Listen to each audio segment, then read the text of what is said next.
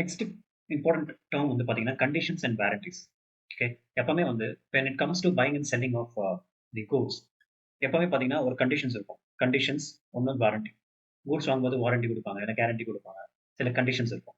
இதெல்லாம் ஒரு set of promises தான். It's like a type of promises are the guarantees made during the sale, right? And அதோட consequences எல்லாம் வித்தியாசமாக தான் இருக்கும். இப்போ கண்டிஷன்ஸ் பார்த்தீங்கன்னா it is very vital to agreement. And breach ஆச்சுன்னா சப்போஸ் அந்த மீட் அவுட் பண்ணலைன்னா ரைட் டு டெர்மினேட் மொத்த கான்ட்ராக்டும் மேட் பண்ணலாம். அது கண்டிஷன்ஸ்ல இருக்கு. வாரண்டிஸ்ல அப்படி கிடையாது. மொத்த கான்ட்ராக்ட் நம்மளால முடிக்க முடியாது. ஒரு சின்ன எக்ஸாம்பிள் எடுக்கலாம். ரைட்டா? கண்டிஷன்ஸ் அண்ட் வாரண்டிஸ் புரிஞ்சுக்கலாம். Suppose it is you, okay, and say you got buy a car. நீங்க புது கார் வாங்க முடிவு பண்ணிட்டீங்க. Then there is a car dealer, ரைட்டா? So imagine you are buying a new car, okay, and that is advertised. டிவியில் ad எல்லாம் கொடுக்குறாங்க இல்லையா? ஸோ நீங்கள் ஆட் பார்த்து ரொம்ப இம்ப்ரெஸ் ஆயிட்டீங்க and you decide to buy a electrical engine. Electrical engine நீங்கள் வந்து பேஸ் பண்ணி இவி கார் நீங்கள் வாங்க முடிவு பண்ணிட்டீங்க. Electric vehicle, okay, environment friendly அப்படின்றது நீங்கள் ரொம்ப பிரெயின் வாஷ் பண்ணிட்டாங்க. நீங்கள் வாங்க முடிவு பண்ணிட்டீங்க. ஸோ நீங்கள் டீலர் கிட்ட போறீங்க, சார் வந்து இவி பேஸ்ட் கார் கொடுங்க அப்படின்னு சொல்லிட்டு. நீங்கள் என்ன பண்ணுறீங்க? நீங்கள் வந்து கார் வந்து ரிசீவ் பண்ணுறீங்க, okay. So pay the amount whatever the சேலோட என்ன டிரான்சாக்ஷன் இருக்கோ எல்லாமே பண்ணியாச்சு. நீங்கள் பணத்தை கட்டிட்டீங்க, price is been done, price paid, ownership transfer, இது எல்லாமே முடிஞ்சு போச்சு. And you receive the car, right? நீங்கள் வீட்டுக்கு போனோன்னே நீ என்ன நினச்சிங்கன்னா, ஓகே இது இவி காரு, நம்ம வந்து சார்ஜ் பண்ணி ஓட்டிக்கலாம். But you find that mistakenly அந்த இன்ஜின் பார்த்தீங்கன்னா அது வந்து ஒரு கேஸ் பேஸ் இன்ஜின். ஓகே, பின்னாடி நார்மலாக சில கார்லாம் பார்த்தீங்கன்னா நீங்கள் இந்த கேஸ் வச்சு ஓட்டிட்டு போவோம். இப்போ ஆட்டோலாம் பார்த்தீங்கன்னா சில கேஸ் வந்து ஃபில் பண்ணிட்டு அங்கே ரன் பண்ணுவாங்கல்ல, அதே போல் ஒரு கேசோலின் இன்ஜின் போட்டு ஃபிட் பண்ணி கொடுத்துட்டாங்க தெரியாதனமா. ஓகே, எலக்ட்ரிக் இன்ஜின் கொடுக்காம அவங்க என்ன பண்ணுறாங்க, கேசோலின் ஃபிட் பண்ண இன்ஜின் கொடுத்துட்டாங்க. ஸோ கேசோலின் இன்ஜின் போட்டு உங்கள் காரை வந்து ஃபிட் பண்ணி கொடுத்தாச்சு. நீங்கள் கேட்டது எலக்ட்ரிக் இன்ஜின், அவங்க கொடுத்தது கேசோலின் இன்ஜின். இப்போ இந்த மெயின் கண்டிஷன் ஆஃப் சேலே பார்த்தீங்கன்னா இங்கே வந்து மீட் அவுட் ஆயிடுச்சு, இங்கே ப்ரீச் ஆயிடுச்சு. Okay, it is not met. The main condition of sale என்ன? உங்களுக்கு தேவை ஒரு எலக்ட்ரிக் இன்ஜின் கார். ஆனா இங்க கேசோலின் இன்ஜின் கார் இது மெயின் கண்டிஷன் என்னாச்சு? வயலேட் ஆயிடுச்சு. மெயின் கண்டிஷன் கண்டிஷன் இங்க பிரீச் ஆயிடுச்சு இல்லையா? இப்போ ஒரு முக்கியமான அக்ரிமெண்ட் என்னன்னா, நீங்க உங்களுக்கு தேவை இவி கார், ரைட்டா? இந்த இவி கார் கிடைக்காம உங்களுக்கு கேசோலின் பேஸ் பண்ணி கார் கிடைச்சிருச்சு. அப்போ இங்க பிரீச் ஆயிடுச்சு. உங்களுக்கு வேண்டியது இவி, அவங்களுக்கு கிடைக்குது கேசோலின் பேஸ்ட் கார், ரைட்டா? அப்போ இங்க வந்து you have the right to terminate the கான்ட்ராக்டை நீங்க முடிச்சுக்கலாம். எனக்கு தேவையில்லை, நீங்க திருப்பியும் போயிட்டு உங்க பணத்தை திருப்பி மொத்தமா என்ன பண்ணலாம்? ஒன்னு வந்து காரை மொத்தமா நீங்க ரிட்டர்ன் பண்ணணும். ஒன்னு you can return the car and you can get back the money. Return the car and get back the money. Car return பண்ணிடலாம், மணியை வந்து பேக் பண்ணிடலாம். ஸோ இதுதான் வந்து கண்டிஷன் ஆஃப் சேல். ஏன்னா இங்க கண்டிஷன் ஆஃப் சேல் வந்து ஃபுல்ஃபில் ஆகல. Condition of sale is not fulfilled, ரைட்டா? ஸோ கண்டிஷன், மொத்த கண்டிஷன் வந்து ஃபுல்ஃபில் ஆகுது. ஸோ நீங்கள் மொத்த கான்ட்ராக்டும் எண்ட் பண்ணிக்கலாம். தென் இதே எக்ஸாம்பிள் எடுத்துக்கலாம் regarding coming to warranties.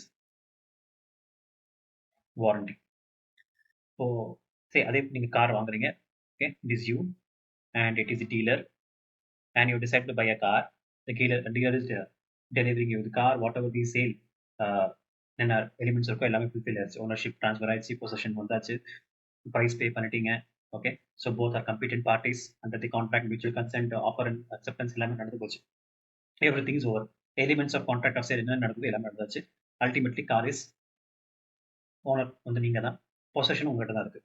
So அதில் வந்து ஒரு வாரண்டி வந்து இருக்காது. என்னன்னா ஒரு 3 மந்த்ஸ் மியூசிக் சப்ஸ்கிரிப்ஷன் வந்து இருக்காது. நீங்க கார் வாங்கும்போது ஒரு 3 month music subscription, okay, music subscription வந்து 3 மந்த்ஸ் நீங்க வந்து ஒரு வாரண்டி கொடுத்துருக்காங்க.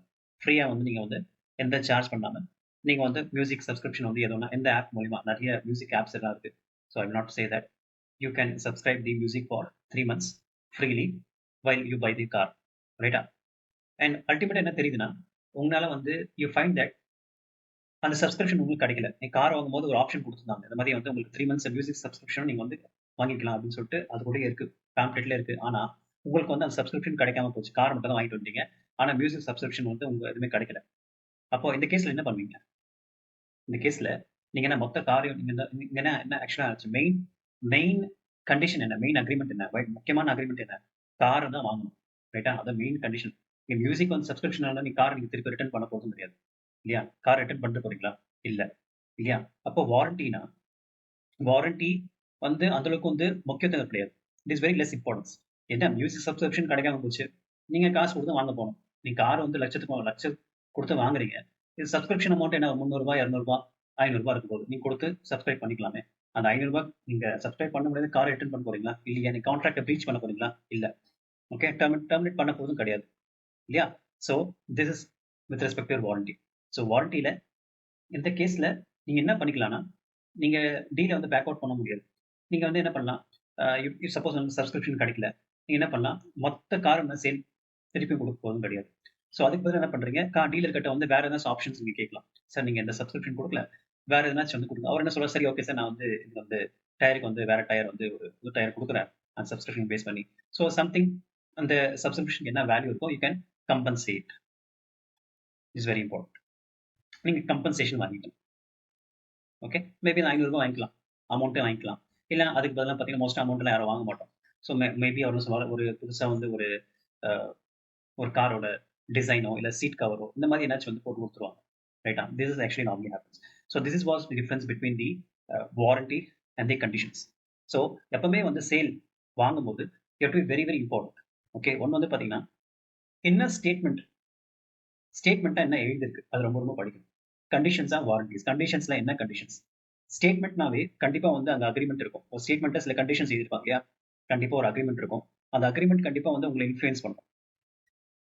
ஏதோ ஒரு வந்து ஒரு கண்டிஷன்ஸ் வந்து இன்ஃப்ளூயன்ஸ் பண்ணுது. உங்களோட வாங்குற டெசிஷன் வந்து இன்ஃப்ளூயன்ஸ் பண்ணுது பார்த்தீங்களா? இந்த மாரி ஸ்டேட்மெண்ட்லாம் மோஸ்ட்டா வந்து கண்டிஷன் தான் சொல்லும். ஓகே. இன்னொரு வார்த்தை ஒண்ணு இருக்கு. அத நம்ம என்ன சொல்றோம்? ஸ்டிப்புலேஷன் சொல்லுவோம். ஸ்டிப்புலேஷன் என்னன்னா, இப்போ செல்லர் வந்து சொல்றாரு. அதுக்கு டீலர் என்ன சொல்றாருன்னா, "சார் வந்து நீங்க கார் வந்து ஸ்மூத்தா போகும். ரோட்ல வந்து எந்த ஆஞ்ச் பாக்கெல்லாம் இருக்காது. நீங்க வந்து ஸ்மூத்தா வந்து போலாம். பிரேக் சிஸ்டம்லாம் பக்காவா இருக்கும்." என்ன சொல்றாருன்னா, அவர் காரோட ஃபீச்சர்ஸ் வந்து he is telling this opinion. So ரியலா ஓட்டும்போது தான் தெரியும் காரோட கண்டிஷன்ஸ் என்னன்னு. But he is telling this opinion. So stipulation are just like an opinion. Right? So இது வந்து ஆக்ஷனபிள் ப்ராமிஸ்ன்னு நம்ம சொல்ல முடியாது.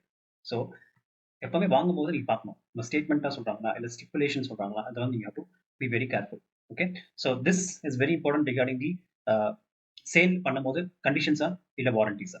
கண்டிஷன்ஸ்னா மொத்த கான்ட்ராக்டும் முடிச்சுக்கலாம். எண்ட் பண்ணிக்கலாம். வாரண்டீஸ்லாம் பண்ண முடியாது.